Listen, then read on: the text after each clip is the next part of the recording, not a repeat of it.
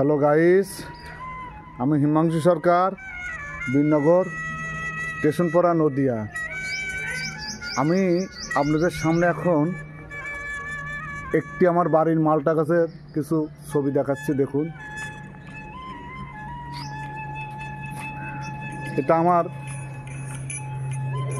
বাদামি গাছে আমি নিজে পয়সা মালটা করি। এইটাতে আমি পয়সা মালটা করেছি। দেখুন,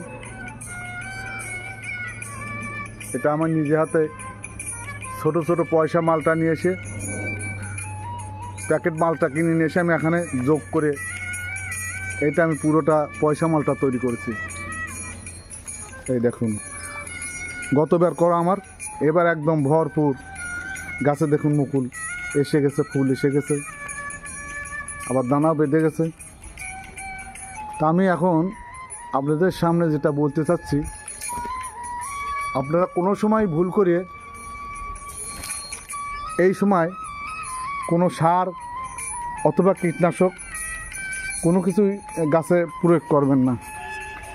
আমি এই জন্যই বলছি, এখন অনেক বন্ধু মাছি আসবে এই গাছগুলায় এসে একদম পুরো আপনারে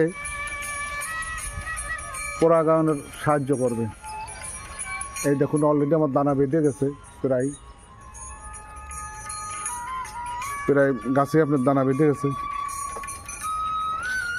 আর আমি যেটা বলবো, আপনারা এই বিদেশি আম গাছ অথবা আপনারা যে কোনো কমলা লেবু, বাদামি লেবু, দেশি যেগুলো, বাইরের যেগুলো, দেশিগুলো না, যেগুলো বাইরের গাছগুলা আপনারা যখন লাগাবেন, তখন আপনারা 2 ফিট বাই 2 ফিট ডিপ করে বাড়ির সবজির খোসা পচানো অথবা 20 কেজি যদি আপনারা গোবরের সার আনতে পারেন, দিয়ে গাছগুলো লাগাবেন, দেখবেন আপনার সারা বছর আর বেশি কিছু পরিচর্যা করা লাগবে না।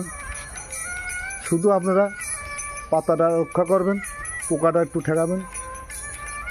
আর বছরে 2 বার আপনারা হয়তো 2-3 বার সার যদি দিয়ে দেন এই লেবুগুলা, কিংবা আপনাদের যে বাড়িতে যার জায়গা নেই, সমস্যা আছে, সে আপনি মনে করলে পরে হয়তো বা হাফ দামে করতে পারেন।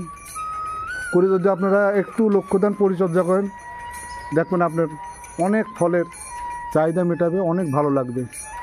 আপনারা সবাই, আমি বলবো সবাই আপনারা 2টো ফলের গাছ লাগান, হাফ দামে লাগান। এই পর্যন্তই, নমস্কার।